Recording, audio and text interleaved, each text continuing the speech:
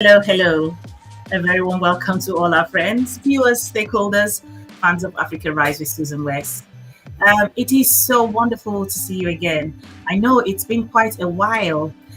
Due to certain personal challenges, we had a problem coming on as at our scheduled times. But of course, every weekend went by, no weekend went by without us trying our best to make sure that we came up here with a live broadcast. And of course, so I do hope that you missed our absence, and we're very glad to be back. My name is Susan, and if you're joining us for the first time, please remember to like, follow, subscribe. If it's from our Facebook page, please like and follow our page, and if it's from the YouTube channel, subscribe and do press the bell button as well, and share, and as usual, send in your comments.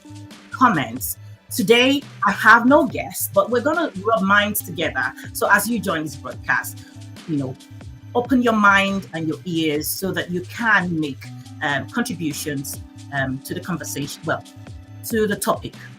And so today I want to talk about, so it's Africa Rise TV on Facebook, Africa Rise TV on YouTube, and Africa_Rise.tv on Instagram.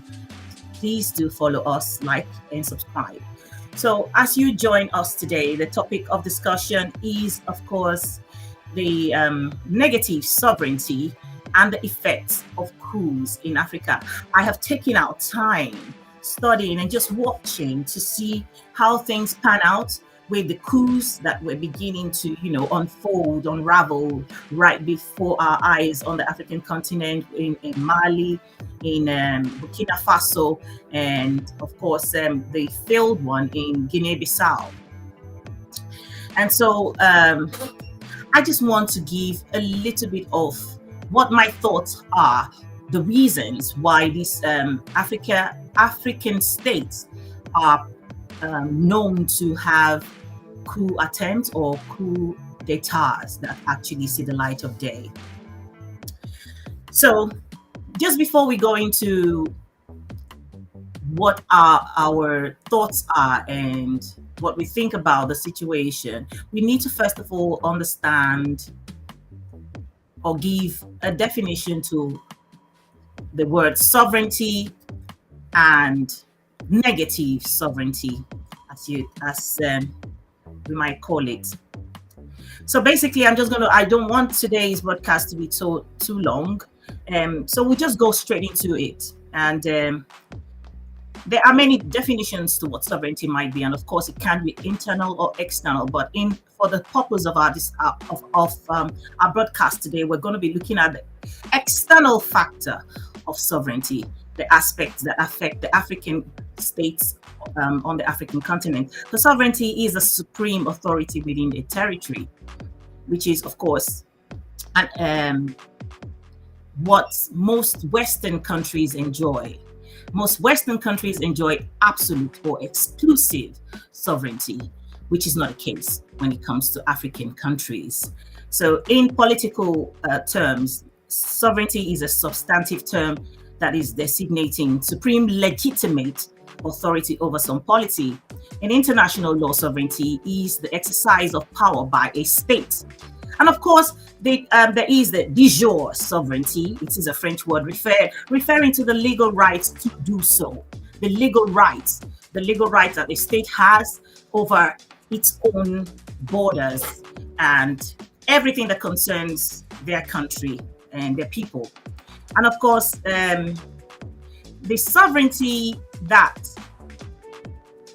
there is, of course, the de facto sovereignty, which refers to the actual or the factual ability to do so, which is the case for most African countries, where we are perceived or we are said to be sovereign nations, but in reality, how much of that sovereignty do we really have?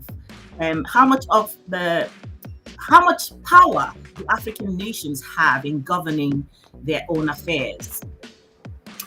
So in 1992, Boutros Ghali said, "The time of absolute sovereignty and exclusive sovereignty has passed. One might want to argue if that is the case today. It might be true for for some countries in the Western world, i.e., the United States of America and United Kingdom, some Western countries. Of course, this will be the case that they do, of course, still enjoy absolute sovereignty. But for many other nations of the developing world or developing world, that does not seem to be the case. And so when we begin to look at the reason why there is coup d'etats in West Africa, that is beginning to become the order of the day, even though certain political entities or bodies that govern those areas are trying their best to see how they can, control or caution those states that want to make it the order of the day. The truth of the matter remains that there is a reason why coup d'etat is very prevalent on the African continent and seems to be a norm.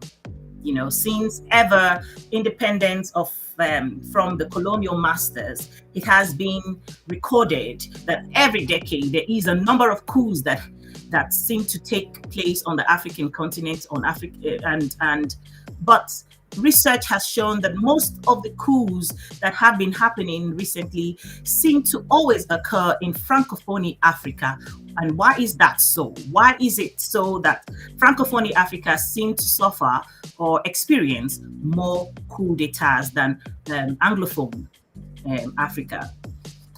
Now, the thing is, of recent, it's come to the forefront about how the relationship France enjoys with her former colonial territories. And that brings me to wanting to talk about, haven't seen pictures on the internet. When a country seems to be in turmoil or some kind of unrest is unraveling, and then you begin to see the people meaning the people of that country, maybe you can call it Mali, Burkina Faso, or Guinea-Bissau. One thing that came to the forefront was the fact that the military takeover was supported by the people of those countries. So I started asking myself, if the people in the citizens of those countries don't have a problem with having military rulership,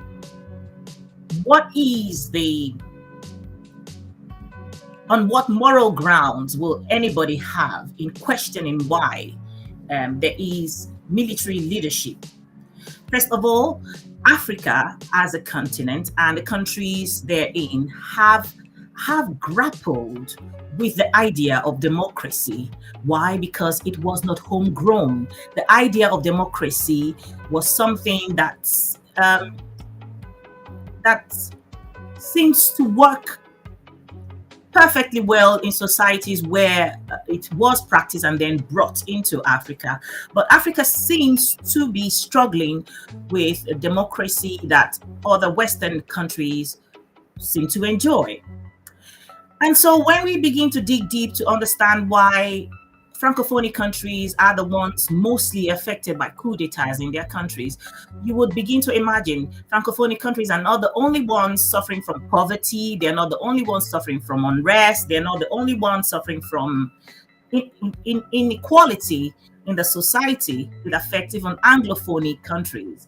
On this particular occasion, I'm calling Anglophone and Francophone because I'm going somewhere with trying to make us understand the reason why the people of those countries, in Francophone countries that have experienced coup d'etat, did not go against the military takeovers in their countries. So it's no longer news, not so long ago, that Dr. Arikana Chayomba Rikwayo, while she was the ambassador of the African Union to the United States, brought to the open what has been going on that was something that nobody, except for a few people in government, would have understood. Why Francophone countries had to pay tax to France.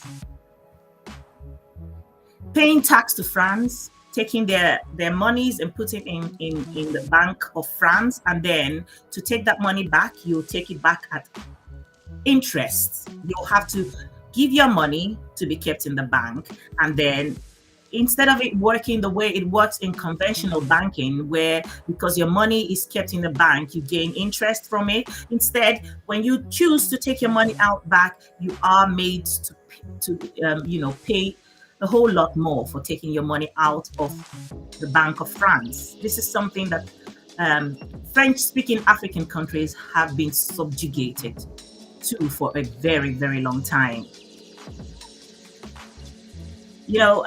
So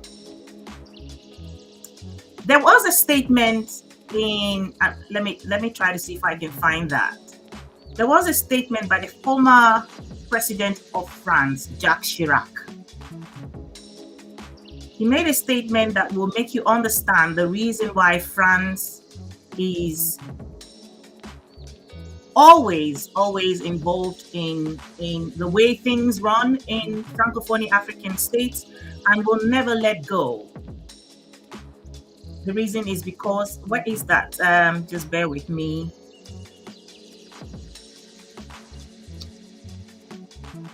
I could just paraphrase to what he literally was trying to say just before I find his comment.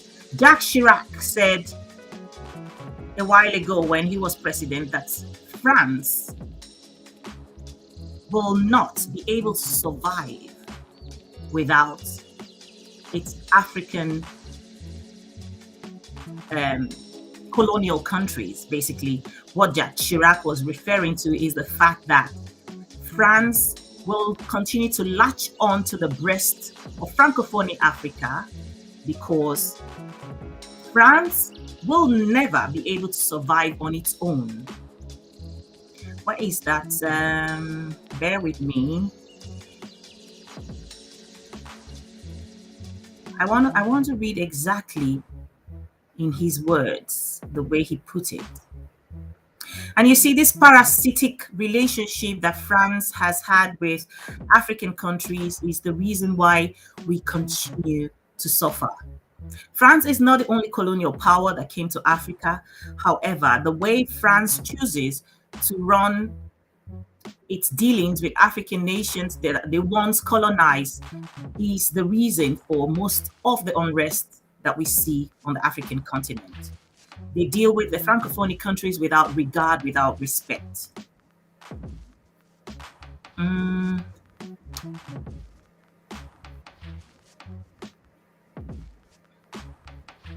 Just one moment. All right, I'll just carry on, and when I do find the quote from Jacques Chirac, I'll take it. So when the military takeovers in the West African nations started, ECOWAS was quick to act. ECOWAS was putting sanctions here and there to, discourage other African nations from following suit. But the truth of the matter is that the military takeovers in these countries seem to be a way to say to France that no more are you going to be controlling our lives, our way of living, our economy, and everything else, because the political office holders do not seem to have the political will to do anything about removing France's mouth from the breast of Africa. Literally. I grew up in Nigeria at a time. As a very young child, I've experienced military coup, military rulership in Nigeria, and I know that it was not palatable. Even with my little eyes, I could see the abuse from the military officers. The way they dealt with civilians was brutal. It was so brutal that growing up and listening to how much my country didn't want military takeover ever, ever, ever again, I understood and I supported it 100%. But could there be a time that you would say that this might be a good thing for Africa? That is a question that I'm asking as well. So if you have any thoughts about it, please put it down in the comment section. Could it be that it is true that military takeover in the Francophone countries right now is what those countries really need to get rid of the puppets leaders that France imposes on those countries?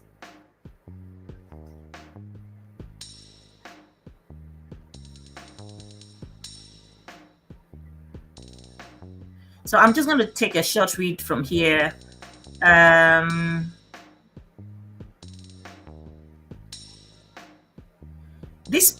This is something I found whilst I was doing my research, and I don't know the person's last name, but it's written by someone called Jackson. He says ex-colonial states have juridical independence, which is of course negative sovereignty, but possess only limited empirical statehood, which is positive sovereignty. And so if you notice, he goes on to say that this infers that some states can seemingly be more sovereign than others. What happens with negative sovereignty is the fact that you look like you're a sovereign nation, you look like you're in charge of your people, your country, but in actual fact, you're not, because there are people who make decisions for you. There are people who literally handpick your leaders and say that this person is good enough for us, so this person will go ahead and be the president or the prime minister, whatever it might be. In some cases, even military heads of states that are imposed on African nations by Western powers. So what that portends for the African states is that these people who seem to be the ones at positions of authority have no idea or possess the passion for their own people. They are there to deliver to the person or the people who have put them there. And in this case, it's situations where France imposes leadership upon their Francophone, former colonial Francophone countries, and then these people do their biddings for them. And that's the reason why we keep seeing all the unrest, the poverty-stricken nations on the African continent struggling, not because we're stupid, no, we try, but every time African nations try to come wiggle their way to finding someone who really have the people at heart and want to do everything in their power to make sure that their people are treated with respect and the economies of those countries thrive and the people live a more come out of poverty, so to speak. Those people are never given a chance, and if they finally find their way to those offices, they are taken out one way or the other. So it is a situation where, hey, Synovia Ridley, welcome. Welcome, yes. Synovia Ridley says, it sounds like France is totally dependent on Africa. That is a recipe for war in order to keep them out. This is what I'm thinking, Synovia.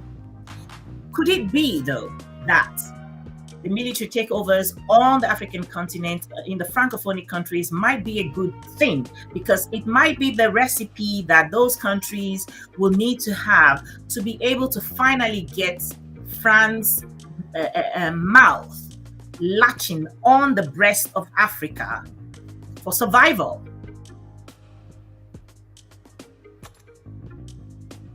Absolutely, the so-called leaders do not respect themselves.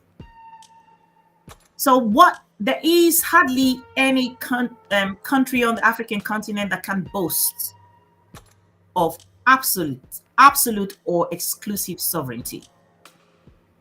That is something that is enjoyed by a few countries in the world. I'm gonna go ahead. Some people define a coup as an illegal and overt attempt by military or other civilian officials to unseat sitting leaders.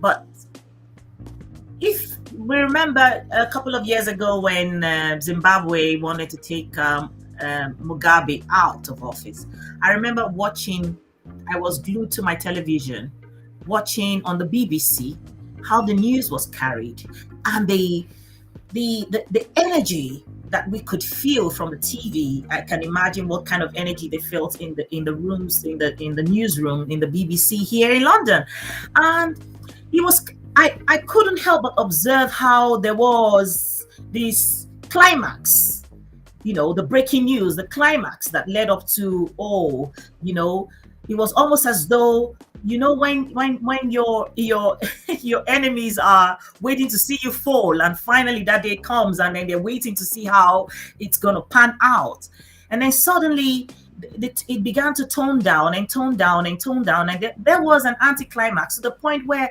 they cleverly stopped the you know they cleverly stopped broadcasting the drama that they should have seen unfold, which is, my observation at that time is that there was an expectation of how Robert Mugabe should have been disgraced out of office. But even though there was a coup, it was done with total respect by his people. The military officers, the top military officers in Zimbabwe, treated him with so much respect that it became so disgusting for it to be broadcasted. And I just laughed. This was my observation. I laughed because, yes, we might not have had very good leadership. Sometimes they come in with all the good intentions to do good, but we know the twists and turns that happen in the back now that we know more in this generation. It is quite tricky. Even though it is easy for us to always wiggle our tongues and curse at our leaders as this and that, we also are not ignorant of the fact that the ones who try to stand up to these powers, something always happens to them. And that is a deterrent to saying that you cannot stand up against us. So, looking at all of these things, I begin to think, can somebody tell me, if they know any better, what they think about the military takeovers in Francophone Africa? Is it a good thing at this point or a bad thing? Because as far as we know, France will never let go. France cannot survive on its own and needs the resources from Francophone Africa. Even talking about Francophone Africa, it is not just Francophone Africa, because somehow France has found their way. They seep through even Anglophone Africa, where they control a lot of things. Look at the ECOWAS that was set up. ECOWAS it's a toothless bulldog until it is time to do the bidding of France.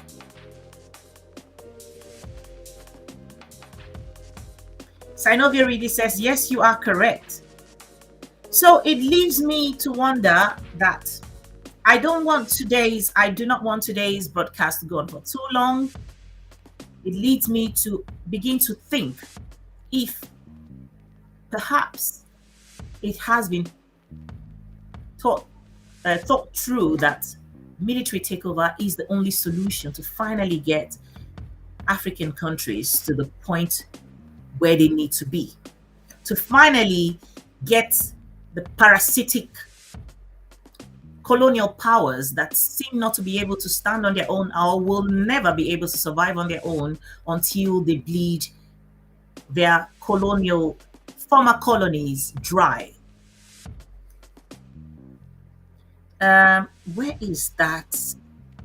I should have highlighted it. Where is this? I want to read the words of Jacques Chirac,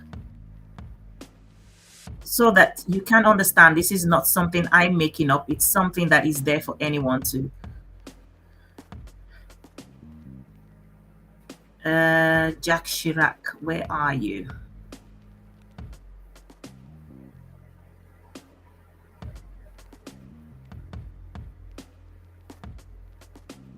Bear with me. Let me see.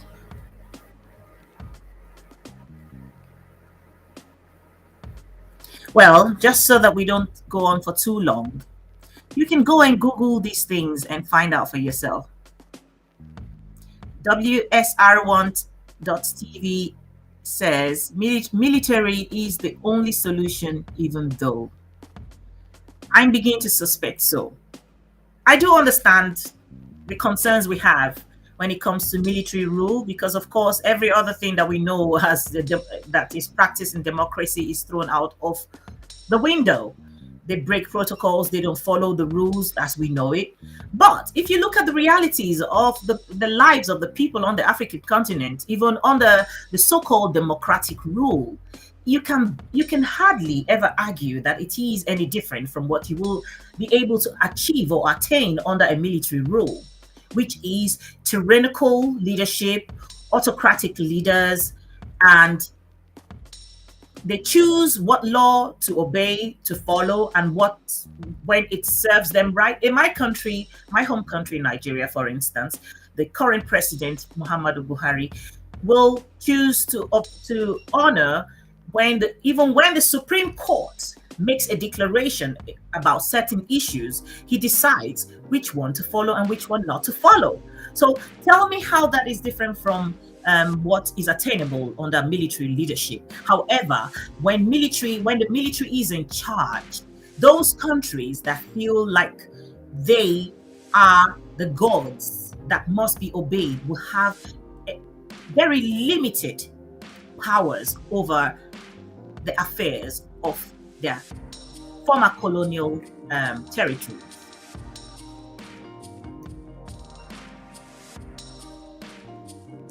Sanovia says we need to join as one military across Africa, train, provide, and have good incentives for our troops. Absolutely right. So far, so good. We're still watching and seeing how things unravel. At this point, we're yet to see the outcome of these interventions by the military in those countries. There is an article I found online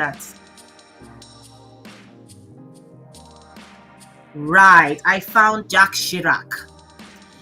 In 2008 of March, former French President Jacques Chirac said, "Without Africa, France will slide down into the rank of a third world power." Those were his words. Okay? And before him, his predecessor, Francois Mitterrand, also prophesied in 1957 that without Africa, France will have no history in the 21st century. These are the realities. So it is incumbent on Africa and Africans to decide the way forward. If you think democracy is what we need at this point, begin to observe what your countries have enjoyed ever since independence as a democratic nation, the way the leaders of those countries treat their own people. Compare and contrast, if you will. Look at Europe. When was the last time you had any military intervention? Why? Because there is rule of law. The people have the power. The leaders are the servants. There is, at least, to a great extent, what you can call equality at different levels. In Africa, we cannot boast of anything that is homegrown, that is our own idea, that wasn't told to us to do by some foreign powers. We still act like our leaders are still like children because they are superimposed upon us. And if we cannot find the benefits of democracy or a democratic government, what else will be the option for us to finally take off a parasite that is bleeding us dry, in this case referring to France? In actual fact, there are many people of goodwill on the continent who want to do good, who want to do well. However, these people will never be given the chance or opportunity to be at those positions that make them or allow them to make a difference. Some people might wonder that Africa cannot survive without the interventions from the Western world. But if you just cast your mind back to not so long ago, we had in Tanzania, what's his name again? The Tanzanian president who passed on, Magufuli. Magufuli proved that it is possible for African states to survive without borrowing, without interventions from Western powers. Magufuli never traveled out of the continent of Africa for anything. Magufuli never borrowed any money from any Western countries. Magufuli used the resources that was obtained from his country to begin to develop his country. However sad it is, we have this to reflect. We have his work, his the historical facts to what was obtainable under Magufuli in Tanzania, that it can be done anywhere else. So what is the fear that African countries have? So at this point, I'm going to be rounding up today's broadcast, but I just want to leave it in our minds to begin to reason and understand, is it really a good thing for the military takeover in those West African states, countries, or a bad thing? Without military, how else? Without military intervention, how else can we finally pull off that leech that wants to suck us dry from the bosom of Africa?